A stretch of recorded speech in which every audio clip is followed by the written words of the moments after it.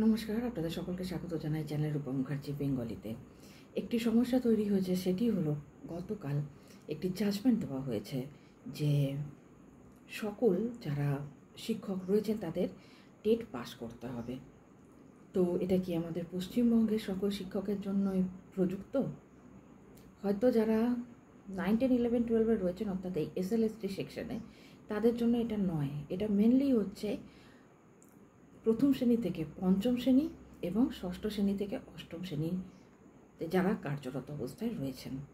এবার অনেকে চাকরি পেয়েছিলেন বহু আগে, যখন টেট পরীক্ষার কোনো বালাই ছিল না আমাদের রাজ্যে। তাদেরকে কি টেট পরীক্ষা দিতে হবে? আর হঠাৎ করে এই জাজমেন্ট এলোই বা কোথা থেকে? দেখুন, আমি একটু আপনাদের বলে দিই যে এই জাজমেন্টটা হলো মহারাষ্ট্র গভর্নমেন্টের সাথে একটি মাইনরিটি সংস্থার একটা কেস চলছিল, যে কেসে কোনো ফয়সালা না হওয়ার কারণে কেসটি গড়াতে সুপ্রিম কোর্টে পৌঁছে যায় এবং সুপ্রিম কোর্ট এই রায় দান করে যে সকল শিক্ষকদের বাধ্যতামূলকভাবে টেট পাস করতে হবে। এবার অনেকে বলতে পারেন যে মহারাষ্ট্র সরকারের সাথে আমাদের রাজ্যতে চালু হওয়ার কী কারণ? কারণ মাননীয় সুপ্রিম কোর্ট বলেছেন অল স্কুল, এই শব্দটিকে উচ্চারণ করে দিয়েছেন। তার অর্থ এই যেখানে চালু হয়ে যাবে। দেখুন, রাজস্থান গভর্নমেন্টও এরকম একটা কেস হয়েছিল যেখানে ডিএলএড এবং বিএডরা কি প্রাইমারিতে বসবেন না এই নিয়ে একটা অশান্তি হয়েছিল এবং তারপরে সেই নিয়ম সারা ভারতে কার্যকর হয়েছিল। এখনও এনসিইটির তরফ থেকে, আমাদের শিক্ষা মন্ত্রকের তরফ থেকে, রাজ্য সরকারের তরফ থেকে, কেন্দ্র সরকারের তরফ থেকে কোনো ধরনের কোনো বিজ্ঞপ্তি জারি করা হয়নি।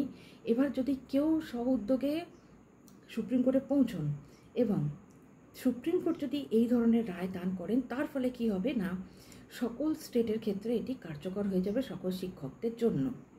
তাহলে কি এখানে ভয় পাওয়ার ব্যাপার আছে? দেখুন, ভয় পাওয়া না পাওয়ার কথাটা হচ্ছে না। SLST যারা পরীক্ষা দিচ্ছেন তাদের সাথে কি হলো দেখলেন তো? আমি জাস্ট আপনাদেরকে একটা কথা বলতে চাই, প্রস্তুতি শুরু করে দিন। প্রস্তুতি শুরু করাতে কোনো ক্ষতি নেই। যদি একটা এরকম কথা বললো যে না, সকলকার জন্য এরকম আজেবাজে নিয়ম নয়, এটা পশ্চিমবঙ্গের জন্য খাটছে না, ভালো কথা, যতটুকু পড়েছিলেন ছেড়ে দেবেন। এই যে SLST যারা পরীক্ষায় বসছেন, যারা আর কি চাকরি বাতিল হয়ে যাওয়ার কারণে, তারা বলছেন যে বহুকাল আমাদের পড়াশোনা থেকে ডিটাচ। বাকিরা তো হাসছেন শুনে। তোমরা কি পড়ালে এতদিন ধরে স্কুলে? তোমরা কি করে বলছো তোমরা ডিটাচ?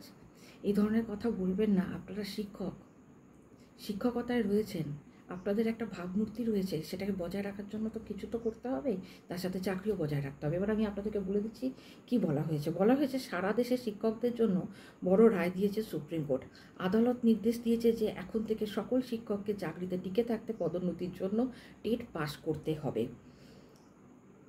যেসব শিক্ষকদের 5 বছরের বেশি চাকরি বাকি আছে তাদের টেট পাস করতে হবে। যদি তা না করা হয় তাহলে তাদের পদত্যাগ করতে হবে অথবা বাধ্যতামূলক অবসর নিতে হবে। তবে যে শিক্ষকদের কেবল 5 বছর চাকরি অবশিষ্ট তাদের এই নির্দেশের বাইরে রাখা হয়েছে। অর্থাৎ মানসিকভাবে প্রস্তুতি নিয়ে নিন যে আপনাদের টেট পরীক্ষায় বসতে হবে। এছাড়া আর দ্বিতীয় কোনো বিকল্প এখানে নেই।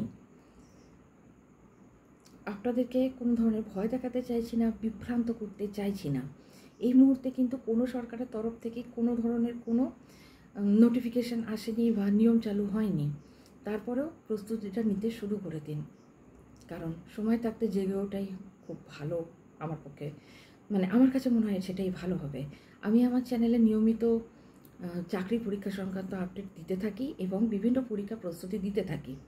আমি টেট পরীক্ষারও যাতে আপনাদের সুবিধার্থে আমি এই সপ্তাহ থেকেই চেষ্টা করব যাতে টেট পরীক্ষার প্রিপারেশন শুরু করে দেওয়া যায়। দেখা হচ্ছে পরের ভিডিওতে। ভালো থাকবেন, চ্যানেল সাবস্ক্রাইব করবেন নতুন আপডেট পাওয়ার জন্য। ধন্যবাদ, নমস্কার।